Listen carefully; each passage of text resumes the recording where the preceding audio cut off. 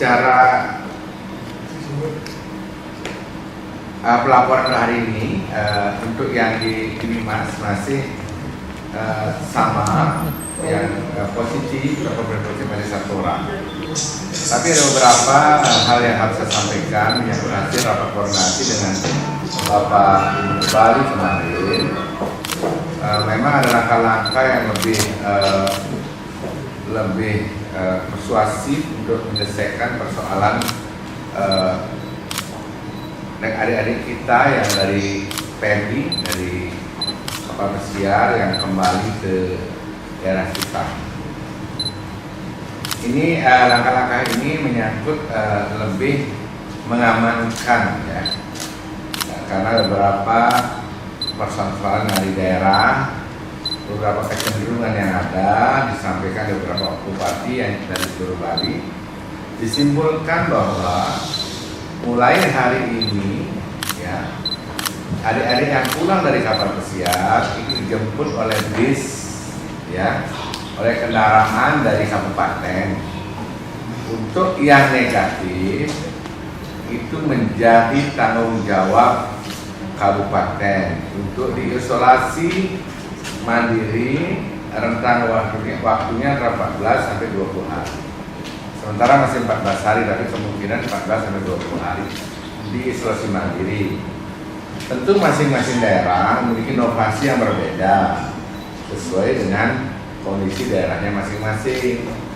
Ada yang melaporkan ketika melakukan isolasi mandiri bahwa banyak yang, maaf ini, adik-adik kita ini sedikit beruntung, banyak keluar, banyak berinteraksi dengan keluarganya, ini persoalan, sehingga diambil langkah bersama untuk melakukan isolasi di beberapa tempat.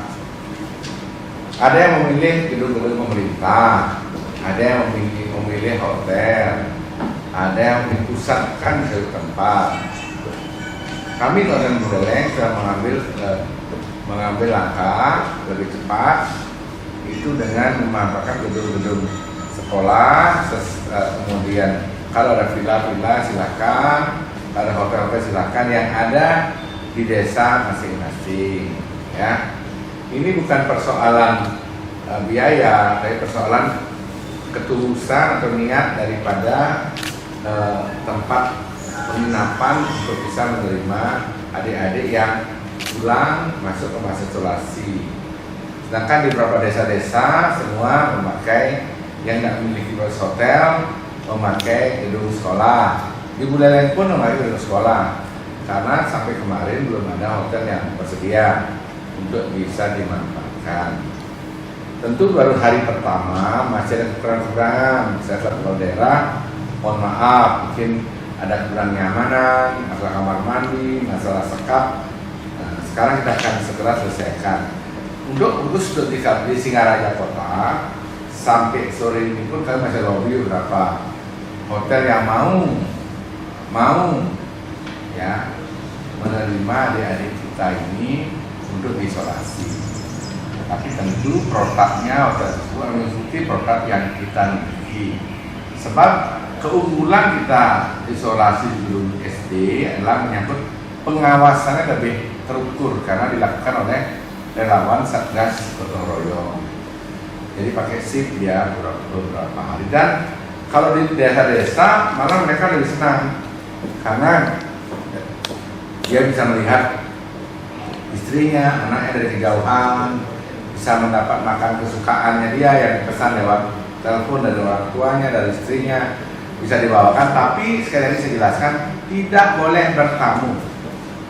Ya, kalau tadi ada saya dengar dari satu pejabat mengatakan SOP-nya umur sekian, nggak ada. Semua tidak boleh bertamu. Semua tidak boleh bertamu. Jadi kita keras urusan ini, ya.